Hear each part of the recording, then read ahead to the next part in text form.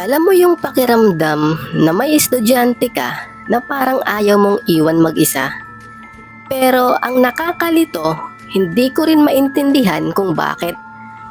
At habang tumatagal, mas lalo kong napapansin na parang may kakaiba talaga sa kanya. Pero dito talaga ako nagulat nung nalaman ko kung sino talaga ang bata na yon. Hi guys! Bago tayo magpatuloy, paki-like naman ng video na to. Malaking tulong yan para sa mga tulad ko na gumagawa ng ganitong content. Maraming salamat! Hello pala sa lahat. Isa pala akong teacher sa probinsya ng Leyte. Hindi ko na lang sasabihin kung ano yung pangalan ko. Alam ko naman na maiintindihan nyo ko dahil sa klase ng trabaho ko. By the way, nangyari pala ang kwento na to taong 2007 sa isang private school. At that time, student teacher pa lang ako nun. Requirement kasi namin sa college yung magturo sa actual na classroom bago makagraduate. Excited pa nga ako nung una kasi first time ko makakahawak ng totoong klase. Pakiramdam ko noon parang malapit na talaga ako maging ganap na teacher. Na-assign pala ako noon sa grade 5 section. Okay naman yung classroom, tahimik at mababait yung mga bata doon.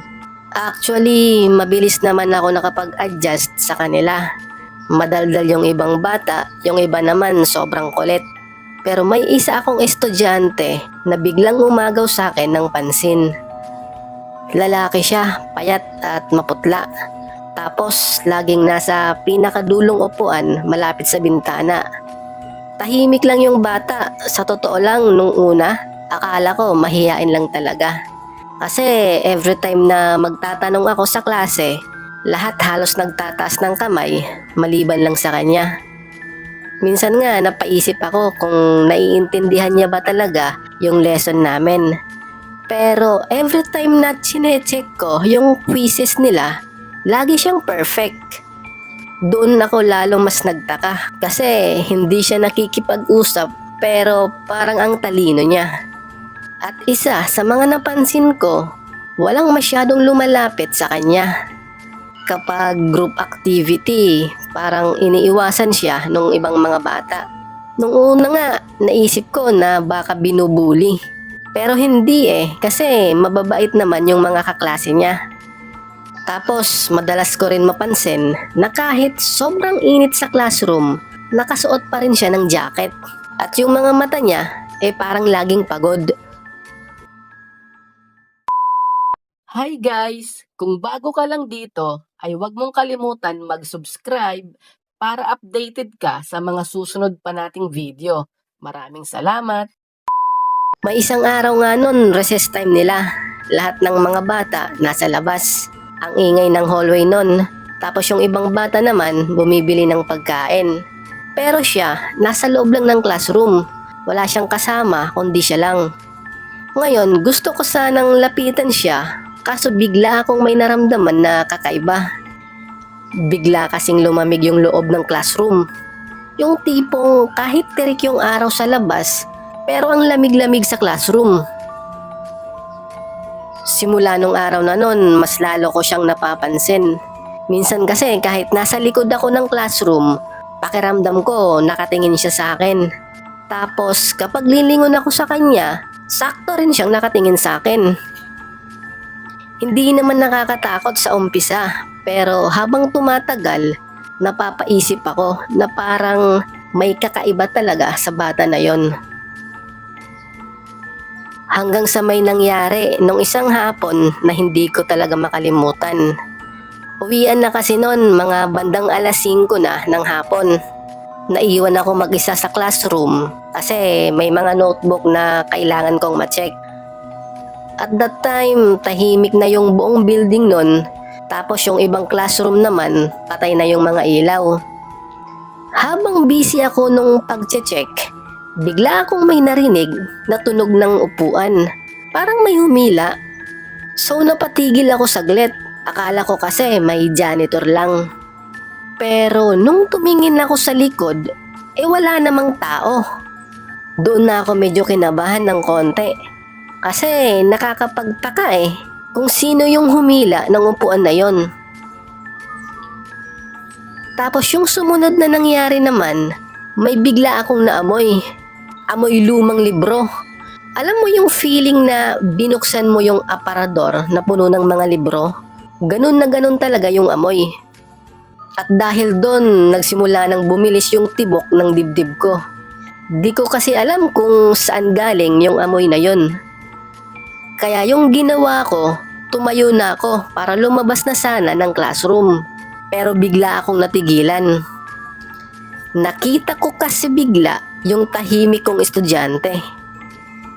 Nakaupo siya doon sa pinakadulong upuan. Tapos nakayuko lang yung bata. Grabe talaga yung kaba ko nun. Kasi sure ako na wala nang ibang tao sa loob ng classroom kundi ako na lang. Ngayon, tatanungin ko sana siya kung ano yung ginagawa niya doon, pero di ko na tinuloy kasi dahan-dahan siyang nag-angat ng ulo niya. Kinilabutan ako kasi sobrang putla ng itsura niya. At yung mga mata niya, parang malungkot na malungkot. Pero kahit iba na yung pakiramdam ko nun, di ko maiwasan yung maawa sa kanya. Kaya nag-decide ako na lumapit sana sa kanya. Pero bigla akong nagulat kasi kumalabog ng malakas yung pinto ng classroom. Napatalon talaga ako nun kasi nagulat ako at nawala saglit sa paningin ko yung bata. Pero nung pagbalik ko ng tingin sa kanya, wala na siya doon sa kinauupuan niya. Doon na talaga ako nakaramdam ng matinding takot. Nagtayuan talaga bigla yung balahibo ko nun. Kaya dahil doon, binilisan ko agad lumabas ng classroom. Halos tumakbo pa ako nun pababa ng hagdan. Pagdating ko sa faculty room, nakita kong nandun pa yung advisor nung klase. Tinanong niya ako, bakit raw parang namumutla ako? Kaya kwento ko sa kanya yung nangyari. Tapos tahimik lang siya habang nakikinig sa akin. Pero napansin ko, biglang naging seryoso yung mukha niya. Alam mo yung parang may something.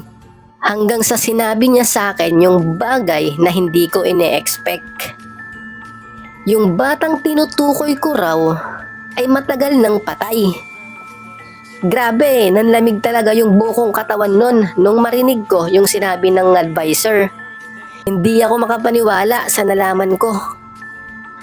Tapos may pinakita sa akin na lumang class picture yung advisor. At nandun nga yung bata, parehong pareho. Parehong mukha at napansin ko rin yung pagiging maputla niya.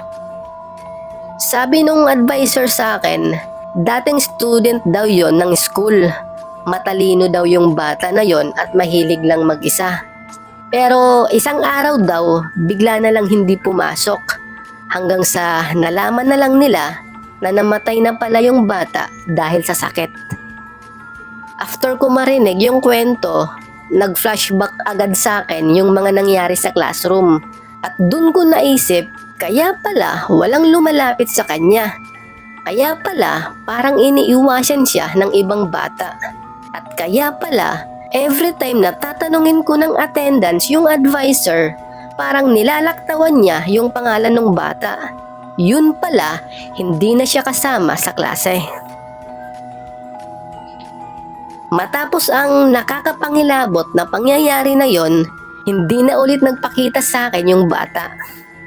At nakakapagtaka lang kasi matagal na raw napatay yung bata at maraming student teacher na ang nagdaan sa klase. Pero bakit daw sa akin lang nagpakita yung multong bata na yon? Kung umabot ka dito ay huwag kalimutang mag-like and subscribe bilang suporta sa munting channel na ito. Maraming salamat!